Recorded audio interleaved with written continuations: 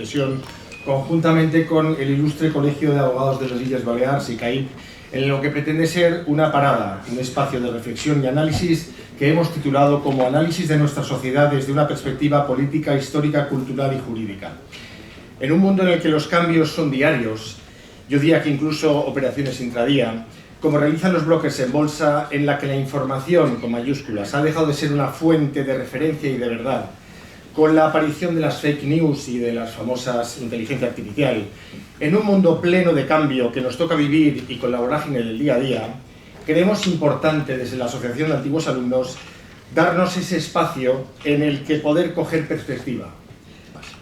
También agradecer muy especialmente a los 4 ponentes que van a impartir las conferencias y sus pensamientos entre nosotros. Comenzamos el otro día con don Jorge Dezcayar, hoy tenemos el inmenso privilegio y placer de tener a don Román Piña-Oms. Es jurista e historiador, catedrático emérito de Historia del Derecho en la Universidad de las Islas Baleares, de la que ha sido docente durante 35 años. Muchos de los que estamos aquí presentes hoy hemos pasado por su sapiencia y por sus manos. Además de profesor invitado en diversas universidades americanas y en la literaria de Palermo. Es el presidente de la Real Academia Mallorquina de Estudios Históricos, académico correspondiente de la Real de la Historia, de las Bones Lletres de Barcelona y de diversas academias hispanoamericanas, así como del Instituto Internacional de Historia del Derecho Indiano. Está en posesión de la Cruz de Alfonso el Sabio, 1987, y del Premio Ramón Llull, 2004.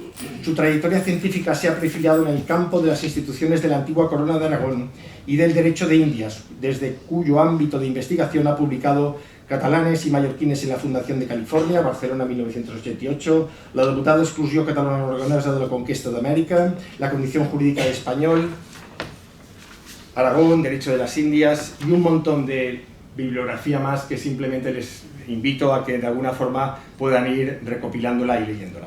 Yo les recomiendo este libro, que es Ser de los Nuestros, uno de los últimos que creo que ha publicado, que es realmente una delicia poder leerlo.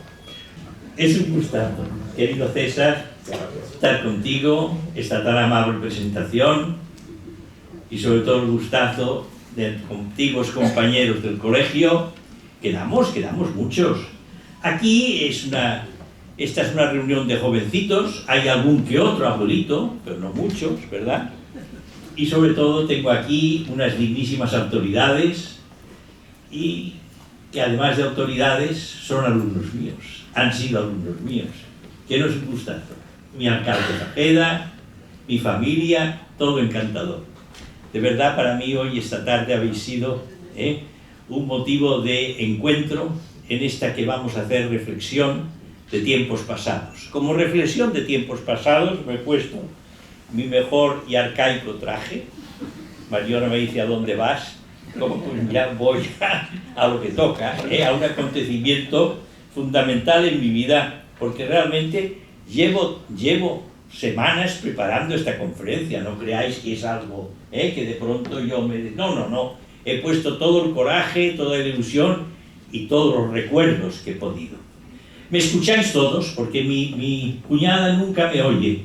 ¿Me oyes, Carmen? Sí, estupendo, entonces. Me habéis pedido que os hable del siglo XX en Mallorca. Menudo invite. De un siglo que está muy cerca. Y hoy ya se nos muestra objeto de museo. Como objeto de museo es el Paseo del Borne, totalmente desfigurado de lo que fue. Y que muy poco tiene que ver con aquel que dejaremos a nuestros hijos y nietos. Muchos de los aquí presentes tuvimos la suerte de vivirlo. Y hoy, desde aquella vivencia, me permito acercarme a su pálpito, a su pulso, porque está vivo y con muchas cosas, además, muchas cosas que decirnos. Los que tuvimos la suerte de nacer sobre los años 40, captamos fácilmente las 4 generaciones que componen el siglo. La generación de nuestros padres, los años 20, en blanco y negro, fotos o cine en blanco y negro, del Charleston, del humor amargo de Chaplin en la gran pantalla. Serán también los años de la Gran Depresión, de nuestra guerra de África. Vosotros miréis, no estuviste, Román, no. Pero estuvo mi padre, y mi padre me contaba muchas cosas. Bueno, de la lucha de clases a flor de piel, lo sentíamos. El clasismo social era una realidad. Y en base a ello, una generación escéptica, una generación del escepticismo y, en cierto modo, pues la desconfianza, condicionados, pues repito, por dos grandes guerras devastadoras. Bueno, y después llega nuestra generación, la generación nuestra. La generación nuestra que a los 40, austera, reprimida, marcada por la cultura del esfuerzo y del saber obedecer. Sí, papá. ¿O no? Todos sí, papá. Bueno, la de nuestros hijos. La de nuestros hijos también la hemos vivido. Aprendieron a mandar a sus padres. Es algo que tampoco olvidamos. La de la sociedad del bienestar, del 600, de la televisión y de la escuela sin muros. Todo esto forma su generación. Y por último, la de nuestros nietos, a partir de los 80, que no es que manden, simplemente pasan de nosotros. ¿Qué vamos a hacerles? Atentos al primado tecnológico, Internet, los móviles y el ordenador.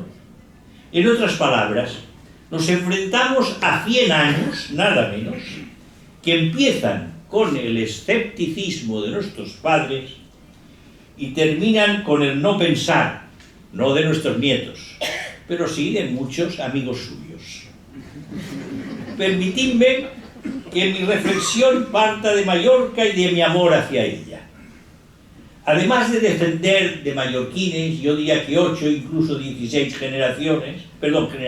apellidos, nací en Palma, en el centro de la ciudad, entre Palau Real y Victoria, junto a la plaza de Cort, un 4 de febrero de 1937, mientras zumbaban las bombas y nosotros, bueno, yo no, pero desde luego mis padres defendían a los refugios. La Mallorca de mi infancia la recuerdo con brazos en alto, mucho olor en sus calles, cada una con el suyo característico, menos en el mercado variopinto de la Plaza Mayor, donde convergían todos los olores de la ciudad. No era alegre, la ciudad no era alegre, a no ser aquella tarde-noche de agosto en que desfilaba el carro de la Beata. Era cerrada, marcada por el ruido de sus tranvías, menos ruido que ahora, que conste, pero segura, puesto que yo, desde mis 4 años, podría transitar a pie, solo, para acudir a los cercanos jardines de la infancia de las religiosas de la pureza, aquí en la cercana calle del Real. Allí conocería a mis primeros amigos, Kiko Ramallo, Juan Antonio Moy y un peligrosísimo Toni Llompart, grande y batallón como nadie. El gran punto de convergencia eran los jardines de la muralla. Allí muchas tardes coincidía toda la algarabía infantil, con niñeras incluidas, que flirteaban con los soldados de los cercanos cuarteles de caballería y de sus bóvedas. Había columpios y 2 estanques por los que discurrían peces de todos colores. Además, escuchábamos la música que llegaba de Capitanía General, y si subíamos hasta las puertas de la Almudaina, podíamos observar el arrial de las banderas. Los viandantes levantaban el brazo en alto ante el sonido del himno nacional, y nosotros pequeñajos quedábamos extasiados. Aquella Mallorca de los años 40 era fascista. Al menos así se declaraba tras las purgas de la dictadura y el exilio de los republicanos. Pero desde la clandestinidad algunos permanecían a la contra. Este sería el caso de liberales como tío Pep Tarongí, con farmacia en la calle San Miguel, antiguo miembro de la logia Pitágoras, con el nombre nada menos que de Luz de Aquino. el del entonces jovencito veterinario Luis Pomar, socialista, que se proclamaba ateo de pensamiento y cristiano de sentimientos. Y el de los hermanos Félix y Juan Pons Marqués, sin olvidar a su hermana Barbareta, católicos hasta la médula, pero ostensiblemente alejados del franquismo. También Palma era una ciudad cerrada, clasista, heredera del siglo XIX prácticamente en todo, incluso en el vestir. Imposible un obrero con sombrero o un señor con boina. Incluso para la diversión disponía de sus cotos separados para obreros, la protectora, clases medias y aristocracia. Gaffin la describe admirablemente en 3 viatges en calma per la illa de la calma. Era heredera de las 3 primeras décadas del siglo, con los rémora del hundimiento colonial, el pesimismo de la llamada generación del 98 y el bipartidismo impuesto de facto por la restauración de Cánovas, las 2 Españas, la gripe española, la inmigración a América, sobre todo Argentina, el Uruguay y Venezuela. Era también la España del modernismo, que no era la del progresismo, cuidado, amparada por la arquitectura, la decoración, el peinado femenino y los zapatos con limpiabotas incluidos. En Palma se habían derribado sus murallas físicas, pero no morales. De ahí a principios de siglo el ensanche con nuevos barrios como el Terreno, Son Españolet, Bonsaires, el Pont d'Inca, els Hostalets, la Soledad. En ellos se ubicaban ámbitos de veraneo y zonas obreras comunicadas con su red de tranvías que alcanzaba hasta Son Català, Cas Català, Son Roca, Establiments y el Pont d'Inca. Con sus fábricas de tejidos, de vidrierías industrial y metalúrgica. Recordemos Can Ribas, los Boades, el Llofriu, la metalúrgica de la FEMU, etc. Estas representaban con la industria fabril la superación de la Palma gremial, tras las murallas con sus barrios artesanales, de la ferretería, la espartería, la hierrería, la argentería, etc. En 1945, los años 30, superados los años 30 y el trauma de la guerra civil, Palma dispondrá de un alcalde excepcional, don Juan Coll Fuster. Don Juan Coll Fuster, llamado el alcalde asfalto. Sin apenas dinero en las arcas municipales, no había nada de donde sacar dinero, pero con la garantía de su propio patrimonio, asfaltaría todo el ensanche de Palma, creado en Maya, la empresa de aguas alcantarillado, algo importantísimo.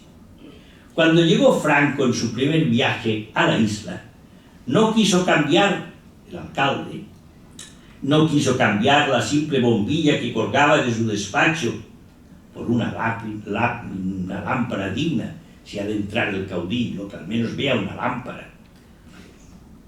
Prefirió alquilársela a Vidrierías Gordiola. Para esto no disponía de dinero. Y así, desde el rigor de sus gobernantes, la ciudad comenzaba a cambiar de piel. En pocos años llegaría al nuevo mercado del Olivar, sobre los restos de un barrio de callejas miserables. La reforma de Jaime III, y décadas después la gran apertura de Sor del Rey y el Parc de la Mar. No digamos Paseo Marítimo.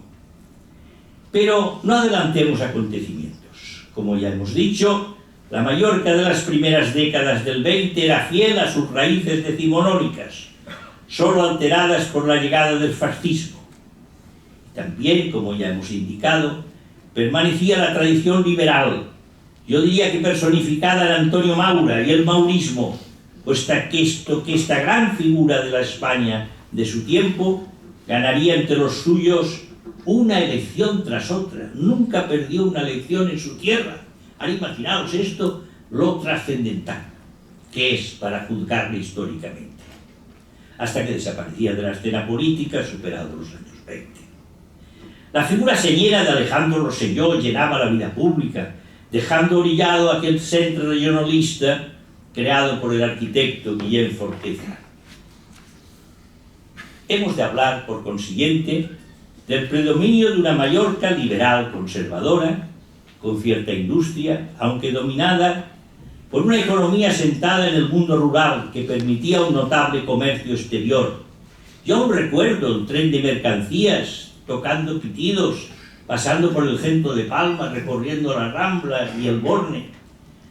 También recuerdo aquella escollera en la que, junto con los prenedors de sol, aquells prenedors de sol tot el dia estaven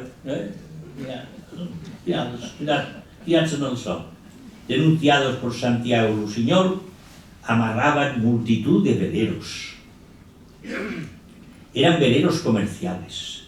De este modo, la producción, desde la almendra hasta los zapatos, avanzaba servida por una red de aquellos ferrocarriles diseñados por Eusebio Estada y financiados por mallorquines indianos, como los Blanes Tolosa, y entidades de crédito, como la Caja de Ahorros de las Baleares y el Crédit Balear. La izquierda también se mantenía viva durante aquellos años 20, fiel a la tradición del liberalismo progresista, el socialismo y el movimiento sindical, presente desde mediados del XIX. Recordemos nombres señeros como los de Alejandro Jaume, Andreu Bibiloni, doctor Emilio Darder. También un primer fascismo, asomando su rostro con la discutida figura de Jeroni Massanet, ilustre abogado, director de la Vanguardia Balear. Tras la guerra civil y concluida la guerra mundial, conocimos el hambre, las tarjetas de racionamiento, el extraperlo. La isla inició su regreso a la incipiente industria turística, ya que había despertado con los hoteles Alhambra, Mediterráneo y Victoria de los años 20, que superados los años 60 alcanzaría el hotel número 1000, inaugurado por Fraga Iribarne. Algo inaudito, pero real. Era de esperar. Era un hecho. El futuro estaba en el turismo. Muy bien lo adivinaban los jovencitos Barceló y Escarrer de aquel momento. Sin embargo, no hemos de pensar que la Mallorca de los 40 y 50 se moviese en la indigencia. Recuerdan mis pupilas de niño los recibimientos apoteósicos a Franco. Sería el año 46, finales de los años 40. En el hipódromo de Palma, con sus gradas a tope, señoreadas por los sindicatos verticales dueños de la situación, se le ofrecería al caudillo un desfile de la Mallorca trabajadora, con centenares de obreros de las industrias más diversas, desde las del calzado, la carpintería y la metalurgia. ¿Y la Mallorca del pensamiento entre los años 40 y 50? Pues la recuerdo muy bien. El catolicismo sin fisuras era la fuerza dominante. Tenías y debías ser católico practicante. Que se viese, que todo se enterase. De lo contrario, no eras gente de fiar. Mi padre, pese a haber sido educado en el agnosticismo que dominó las aulas de los años 20, en especial las de medicina en Barcelona, los domingos nos llevaba a los 4 hijos a misa sin rechistar. Bueno, rechistaba mi hermano Alfonso, con una expresión archiconocida. «Papá, la misa me aburre», repetía.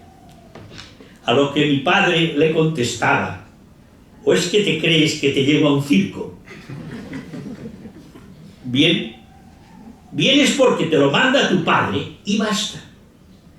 Mi hermano Alfonso no iba de imposiciones y además era devoto, pero de la comicidad, virtud que a todos hacía reír con sus gestos e imitaciones, en especial de Franco.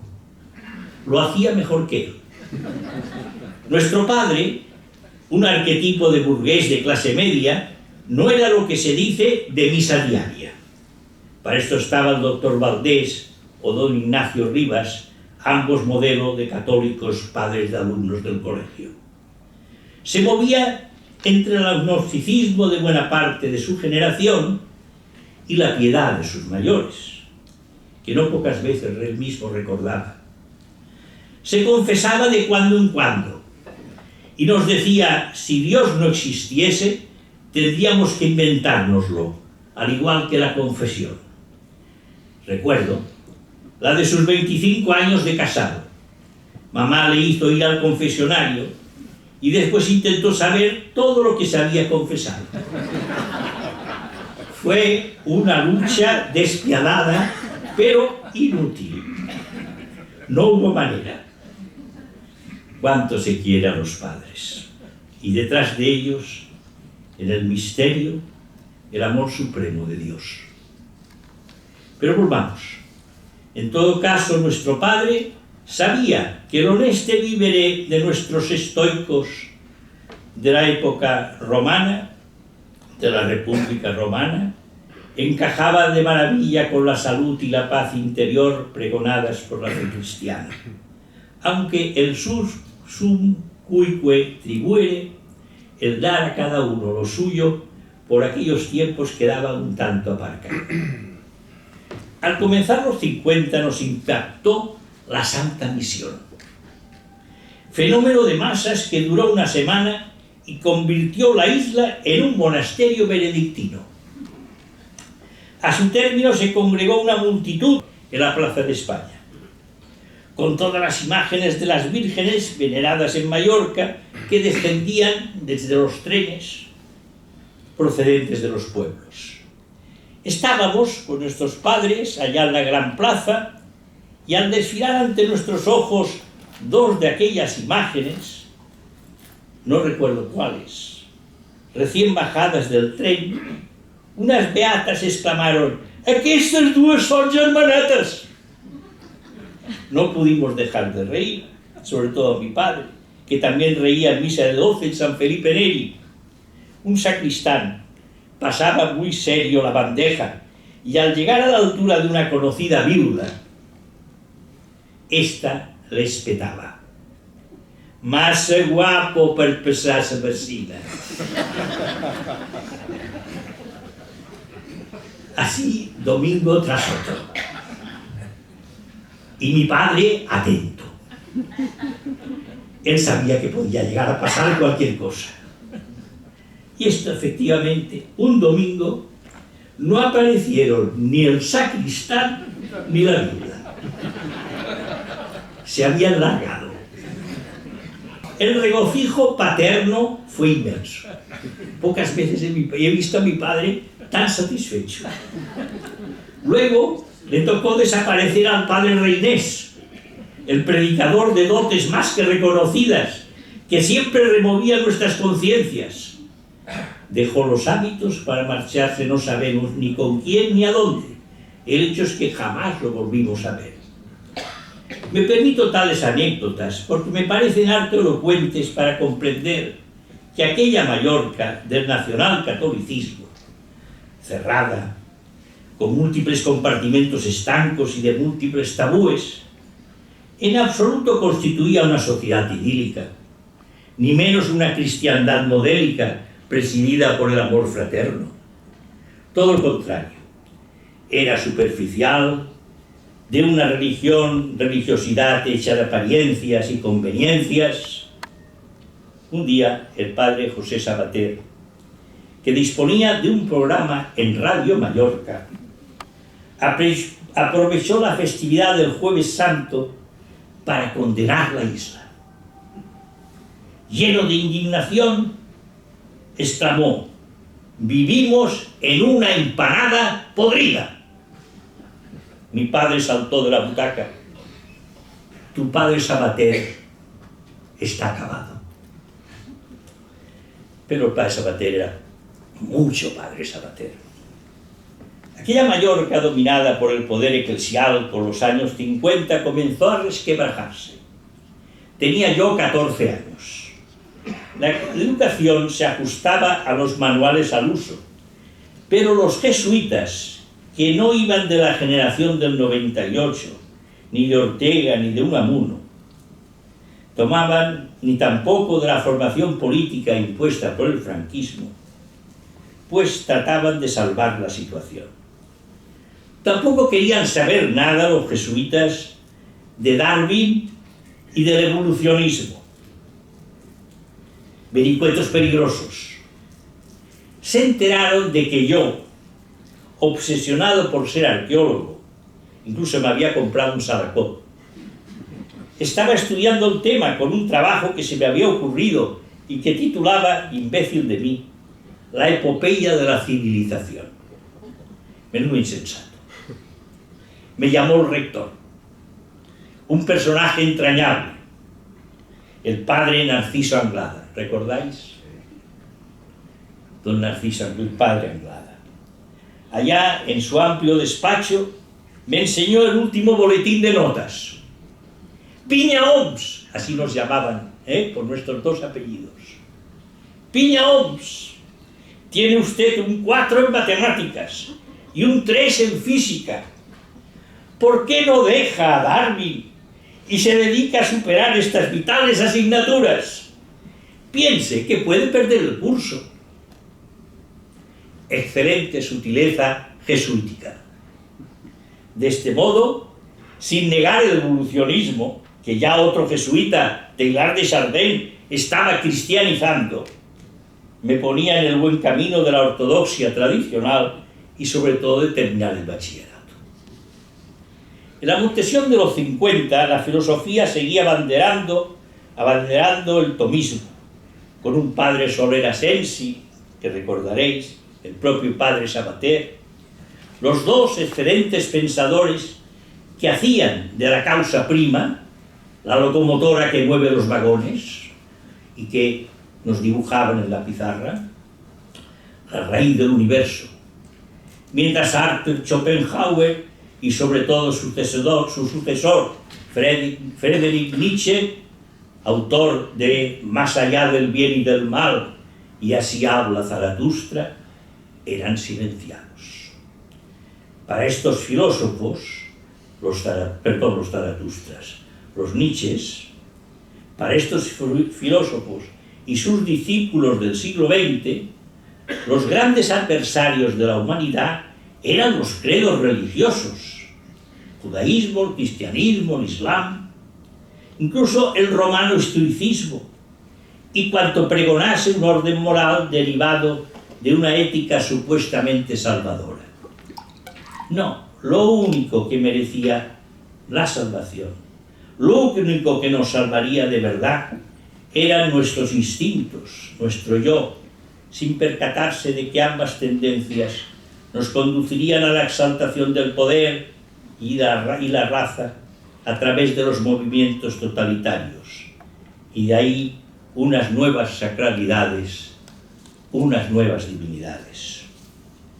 Como nos recuerda José Luis Comella en el último cambio del siglo, Gloria y crisis de Occidente, la ciencia, panacea sustitutiva de Dios, que debía aumentar el bienestar en el siglo XX, favoreció la carrera hacia los sentimientos supremacistas y racistas, preparando el camino para los totalitarismos, fuesen comunistas, fascistas o nazis.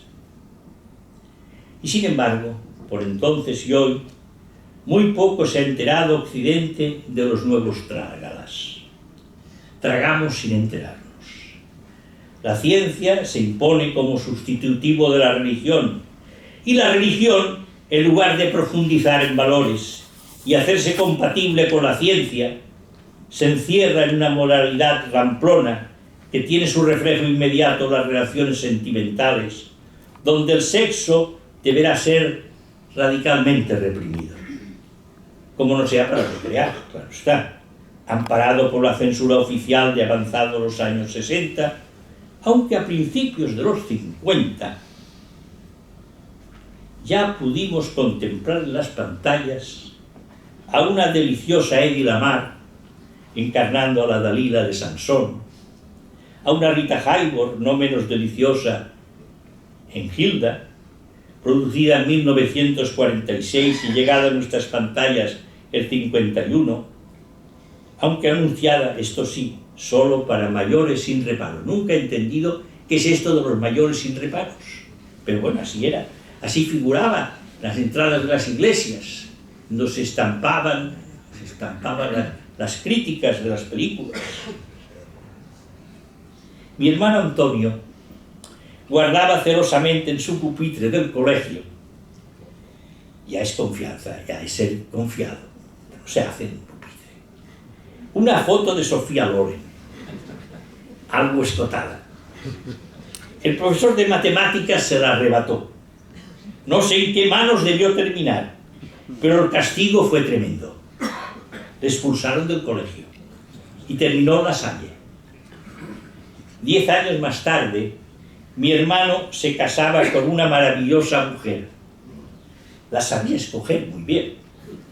No era italiana, pero su escote en absoluto tenía nada que envidiar al de Sofía Loren. De política no se hablaba.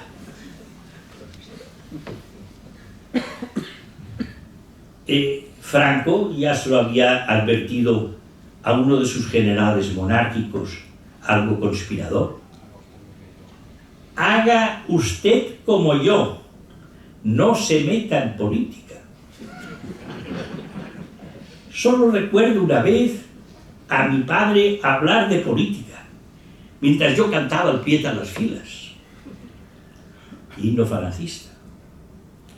Romanito soy yo. La falange es como la iglesia de San Francisco el Grande, allá en Madrid. Los frescos arriba, los fieles abajo. El único vehículo de participación política era el llamado Movimiento Nacional, versión aguada de la falange, y Franco sabía muy bien a quién situar en todo puesto clave. Esto sí, había una excepción. La democracia cristiana, que con De Gasperi y Adenauer se imponía ya en Europa. Cuando los jesuitas vieron situado como ministro de Educación a Joaquín Ruiz Jiménez, educado en círculos católicos, descubrieron que se les abría el cielo. Pero duró poco. Los disturbios estudiantiles del 56 determinaron su cese y alejamiento del poder. Desde entonces, en clase, tras el rezo del Ángelus, se nos hacía rezar un Padre Nuestro por las buenas relaciones entre la Iglesia y el Estado. Auténtica señal jesuítica de alerta. Otra cosa no podemos olvidar de los años 40 y 50, la austeridad. Fueron años de la cultura del sacrificio material, se observaba en el comer, en el vestir, en las diversiones. La austeridad de vida era un valor dominante y con ella el sentido de la justicia social. El ricachón estaba muy mal visto. Era el pancista que vivía de los demás. Los jesuitas, más allá de la formación política impuesta por el franquismo, nos daban orientaciones sociales de la Iglesia, escritas en un manual del padre Vilacreus. La austeridad se palpaba en todos los campos. La gente iba a pie o en el tranvía, aunque a finales de los 40 aparecieron los AIGA, coches americanos, así llamados porque los nuevos ricachones de escasa cultura, al ir a comprarlos, exclamaban: venimos a buscar el mejor que haya.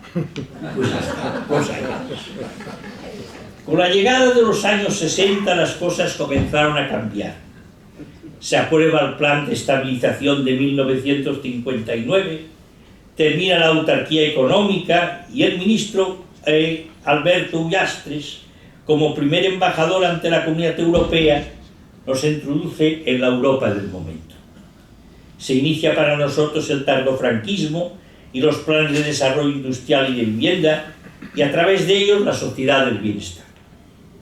Además, también por entonces en Occidente se despierta una ola libertaria que desembocará en el mayo del 68, con todas sus secuelas culturales y políticas, sin olvidar el impacto a nivel eclesial de la teología de la liberación y del Concilio Vaticano II.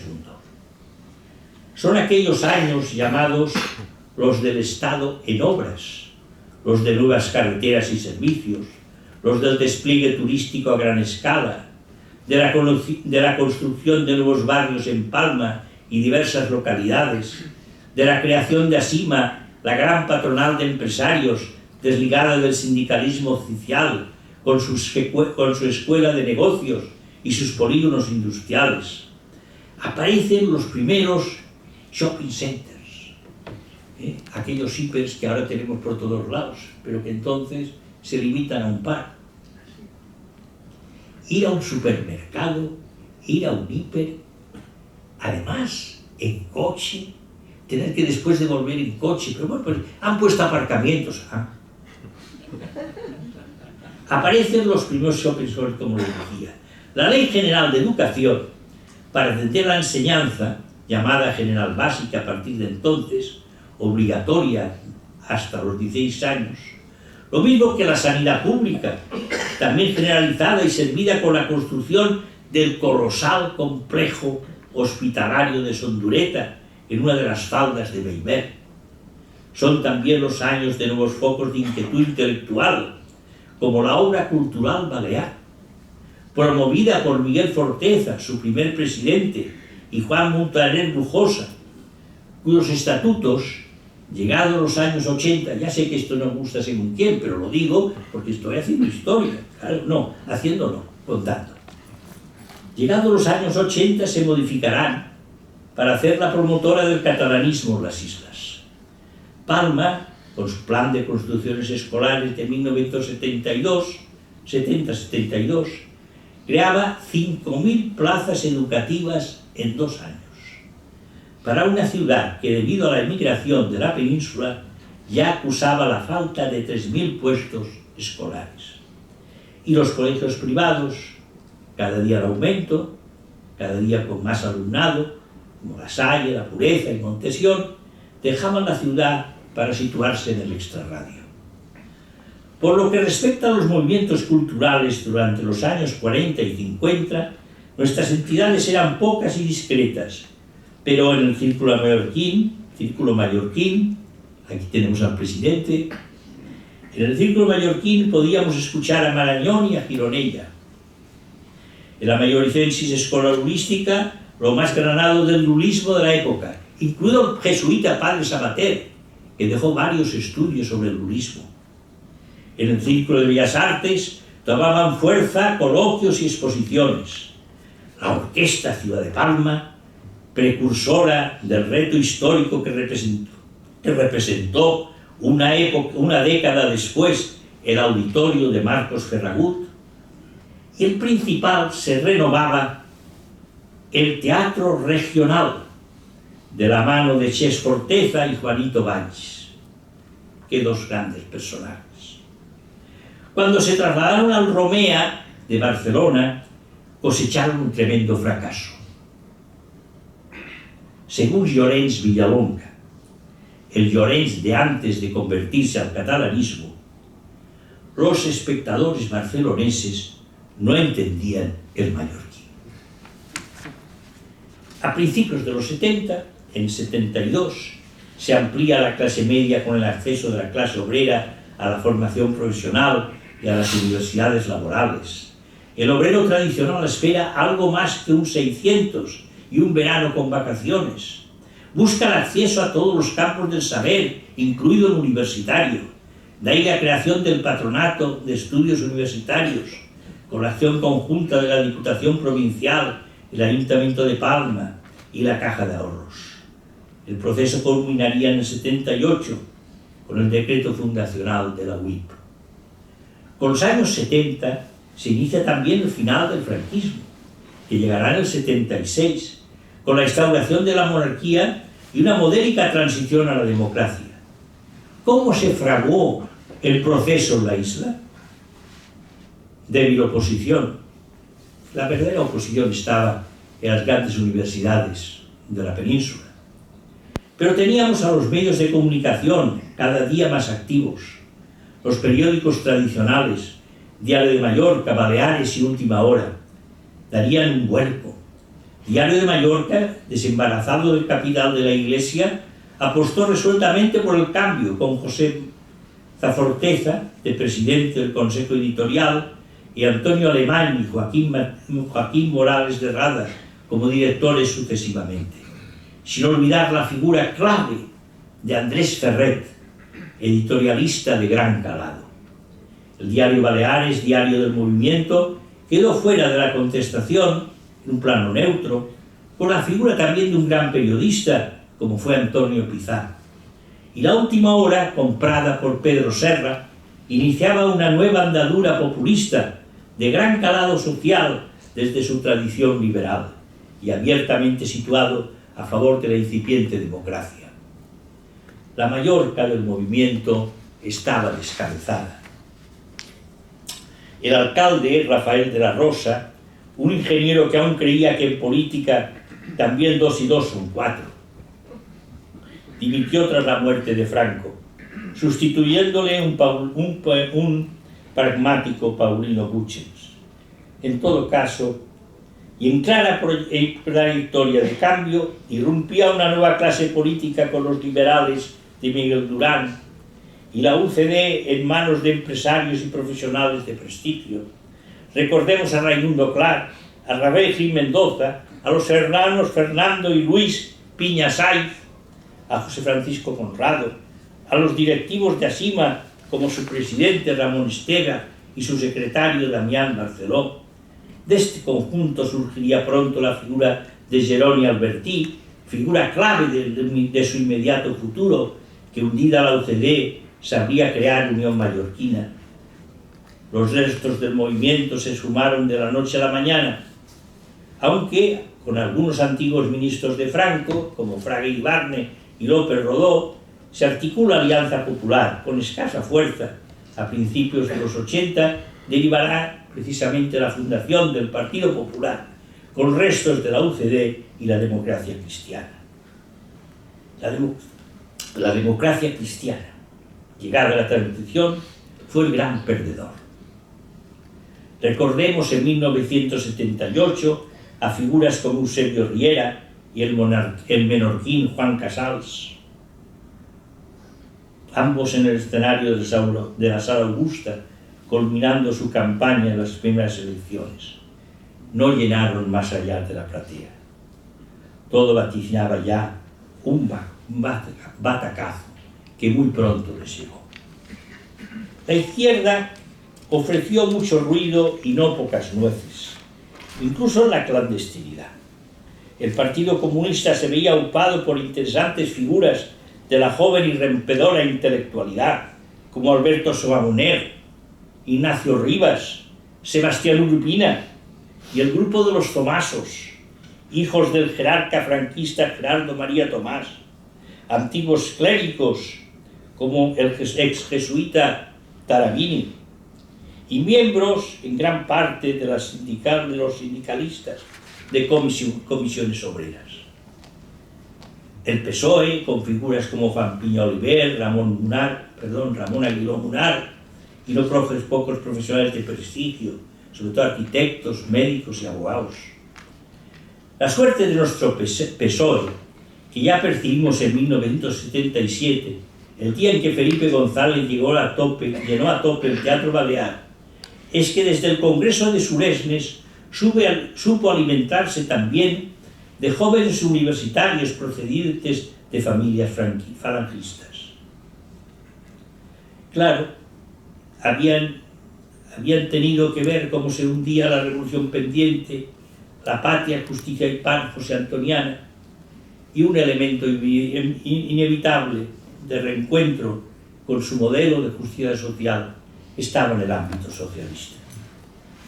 Y ya que estamos en unas jornadas promocionadas por antiguos alumnos de Montesión, no podemos olvidar el papel de la jesuítica Congregación Mariana en el proceso hacia la democracia. El padre Sabater fue su director por aquellos tiempos y ya era consciente, bien consciente, de los cambios que se avecinaban en la Iglesia. Yo, por entonces estudiante barcelonés, me hallaba feliz con los jóvenes católicos de la revista El Ciervo, nacida en 1951, gracias al esfuerzo de los hermanos Juan y Lorenzo Gómez.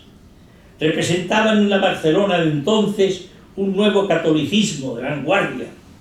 Teníamos por pecado la riqueza y hacíamos retiros en Montserrat. El padre Sabater, desde Palma, lo entendió perfectamente.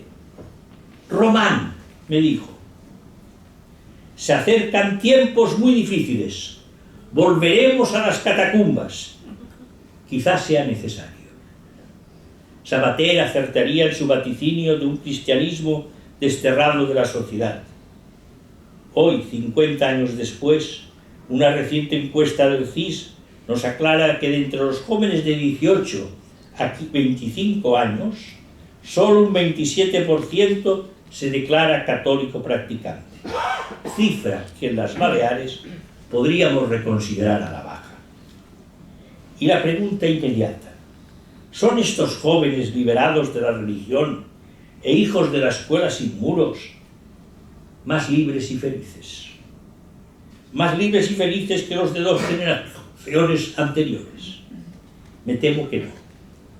Basta con analizar en gran parte de ellos su creciente ignorancia, su adicción a las variadas drogas del momento, su instinto agresivo y la larga lista de suicidios juveniles que vemos ampliarse día a día. La congregación de Sabater de los años 60, trasladada desde la calle Zabellá a la calle Apuntadores, supo dar contenido y fuerza al momento que se vivía de transición. Así, entre 1955 y principios de los 60, crearía su labor social encima el poblado gitano de Sombaña, y además de sus funciones piadosas, cada vez más reducidas, un sector de opinión.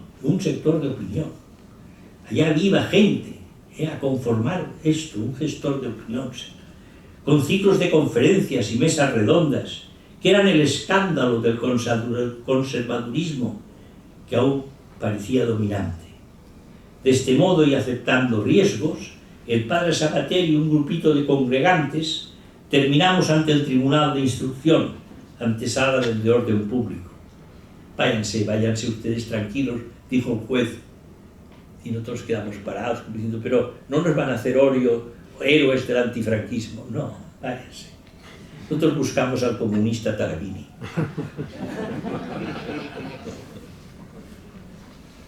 Con la llegada de los años 80, Palma y diversas localidades tendrían alcaldes socialistas. Ramón Aguiró demostró un compromiso y cordura inconcebibles, y a él se deberían obras memorables, como la culminación del Parc de la Mar. Luego, el Partido Popular nos dejaría aún muy cercano a la ciudadanía, como Juan Fajeda, promotor de un gran plan de infraestructuras, y a una Catalina Filer, no menos abierta y fainera como él. Sin embargo, pronto las líneas maestras que forjaron la transición fueron desdibujándose. De los años 80 al 2000 aparecían nuevos retos y exigencias que cambiarían la fisonomía de la isla.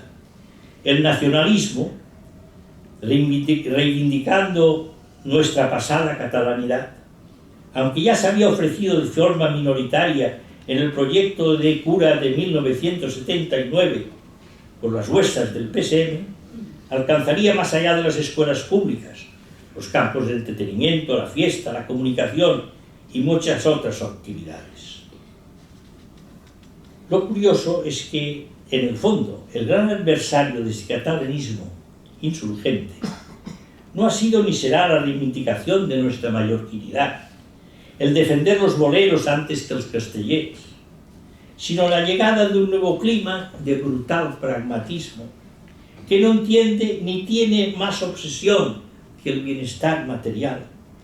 A esto debemos unirle el peso de la inmigración sudamericana de habla hispana, alrededor de 100.000 nuevos residentes, y los que se sumerán europeos, miles de franceses, alemanes, ingleses y nórdicos, constituyendo un factor decisivo para establecer la isla bajo parámetros de sociedad sin fronteras. No hace mucho, La Última Hora, en sus páginas hablaba de nuestros residentes extranjeros multimillonarios. Estos nos despojarán de las propiedades, industrias y comercios, pero jamás tolerarán una isla cerrada, replegada en la herencia medieval de Jaume I. Al embate catalanista que ya tuvimos durante la Guerra de la Independencia, durante los años 1810 y 1911, admirablemente dibujado por Miguel de los Santos Oliver en Mallorca durante la Primera Revolución, se unirán los nuevos y diversos ismos como el del feminismo, el agnosticismo, el progresismo, el peso de la Iglesia, que durante los años 50 dominaba la sociedad y las familias, quedará reducido al mínimo, con más de la mitad de su clero secularizado y las iglesias semivacías, mientras que los nuevos movimientos seglares comienzan a levantar cabeza. La entrañable congregación de Montesión se convierte en un movimiento solidario, puesto que el amor cristiano necesita explayarse en nuevas realidades de entrega. Continúa su quehacer el movimiento de los cursillos de cristiandad, creado por Eduardo Ornín en 1944, y en el 2016 celebrará su 75 aniversario, habiendo alcanzado notables cotas de extensión. En 1967, el Opus Dei, pregonando la llamada universal a la santidad, se establece en las islas. Antes, los suredaulanes habrán hecho notables esfuerzos para que su primera universidad se instale en Mallorca, pero termina en Navarra, como todos sabemos. Desembarcarán los legionarios de Cristo y llegan a finales de siglo los quicos del camino neocatecumenal, que se afirmarán como nueva experiencia de vida cristiana. En cualquier caso, el despertar de estos nuevos movimientos no influye en la masa, dominada por el laicismo, proyectado por los medios de comunicación y el sistema educativo.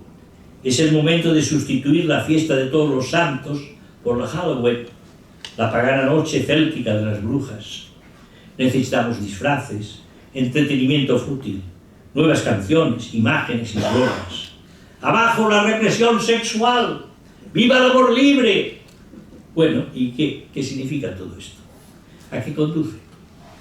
Deberíamos habernos preguntado. Excelente que el amor sea libre, faltaría más. Pero ¿qué es amar? He aquí el kit de la cuestión. ¿Seremos capaces, a final de siglo, de hablar de una moral sexual que salve los puntos esenciales cuasi divinos de la relación de pareja, a modo de bastión que fortalece el matrimonio y la familia como fuentes de responsabilidad y de entrega? En absoluto. No hay nada a que entregarse como no sea a uno mismo. Mejor facilitar los divorcios y, para colmo, mientras las mujeres cada vez hacen más de su cuerpo un divino escaparate, a los hombres se nos condena por solo mirarlas. Otro gran reto, salvar nuestra naturaleza, incluido nuestro literal, tendrá en pie de guerra a nuestros ecologistas, surgidos en los años 60. El 23 de junio pasado, pues cumplían su cincuentenario. Algo harán, pero hoy por hoy el daño sobre el campo, el litoral y la montaña es más que palpable. Y volvamos al Nietzsche, el de la muerte de Dios. Este personaje, nacido en la segunda mitad del 19 y que fallece el 25 de agosto de 1900, hizo algo más que proclamar la muerte de Dios. Y este algo será, esto a mí me parece tremendo, creo que a todos, el culto al poder, servido por los grandes avances de la era tecnológica. Es curioso.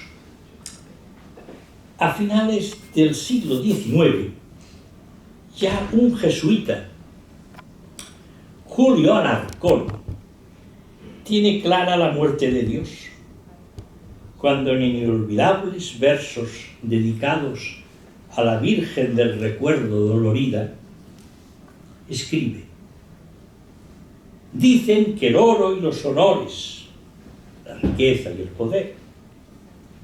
Hombres sin fe y de corazón ruin secan el manantial de sus amores, el mundo de los valores y principios recibidos, y a su Dios y a su patria son traidores. Y se pregunta de inmediato, ¿por qué será así? Pasados los años, a día de hoy, otro jesuita insigne, el mallorquín Javier Montserrat, en su más que recomendable estudio teológico sobre la libertad del ser humano, responde. ¿Y responde cómo? Pues responde con el gran misterio de Dios que nos hizo libres, en una creación establecida por un Dios que al mismo tiempo es providente. Todo lo antedicho nos permite comprender que la Mallorca de los últimos años del siglo XX aumenta sus dosis de sociedad pragmática que solo cree en lo que ve y le sirve. Los medios de comunicación se ponen al servicio de este nuevo modelo de sociedad, y el capitalismo salvaje, en estrecha relación con el modelo turístico, conduce peligrosamente la isla hacia su destrucción. La rebelión de las masas anunciada por la generación de nuestros padres se nos ha hecho realidad.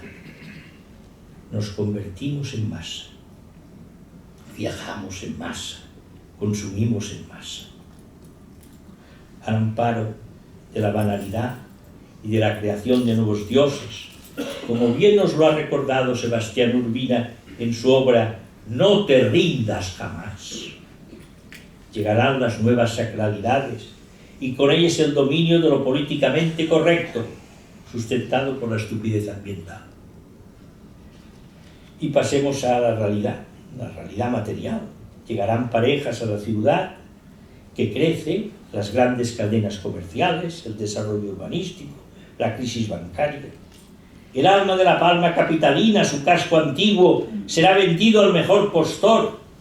Hoy apenas nos quedan viejos caserones, como no sea el de Can Vivot, en la calle Zabellá, mantenido por propietarios ejemplares. Una ola de nuevos pobres, impulsados por la emigración, provocará la mano de obra barata y el nacimiento de los bancos de alimentos e instituciones afines. Y no lo olvidemos, dispondremos a partir de 1981 el gobierno autonómico, regulado en el Estatuto de Autonomía. ¿Ventajas del nuevo orden? Pues claro que las habrá. Por ejemplo, la conciencia de universalidad y con el acceso generado a la educación, la reducción de los apartheid's sociales, religiosos y de raza. Ya nadie podrá presumir de la llamada limpieza de sangre, puesto que, como señalará Baruch Braunstein, casi la mitad de nuestros viejos apellidos mallorquines proceden de reos de la Inquisición, sean cátaros, sean judío conversos, sean beguinas. El acceso a la cultura y a la sensibilidad de espíritu ya no dependerán de ser hombre o mujer, pobre ni rico. Esto sí, constituiremos un magma con escaso pensamiento. El aeropuerto internacional de Son San Juan, hoy Rafael Nadal, reformado por Pere Nicolau y auspiciado por un Fernando Piña, ingeniero aeronáutico, subsecretario civil y presidente de AENA, se convertirá en el tercero del país. Las grandes autopistas y el túnel de Sóller hermanarán la isla. Ahora bien, el campo se hunde, prolifera la vid, pero desaparece la almendra. Aún así, estemos tranquilos. Mallorca no morirá. Llegarán nuevos cultivos. Es mucha isla y mucha historia. Hoy ya no disponemos de las grandes flotas de la carrera de América, ni de tiendas de ultramarinos, pero seguimos teniendo empresarios de altura abanderando la industria hotelera, incluso en el nuevo continente. La isla cambiará de piel, pero mantiene la belleza de sus costas y acantilados, al igual que el alma mallorquina, que en simbiosis con la naturaleza, más camperola que ciudadana, buscarà el sentido común, el seny y sostenimiento. Y terminemos. Esperemos que esta reflexión, síntesis de pensamiento y vida colectiva no les haya contrariado ni aburrido en exceso. He citado a mi familia y a otros seres entrañables, pero sepan comprenderlo. Pinceladas de subjetivismo y cercanía al momento histórico. Todos los aquí presentes somos siglo XX y desde el ámbito de los recuerdos más entrañables hemos compartido esta tarde esta reflexión. Muchas gracias a todos.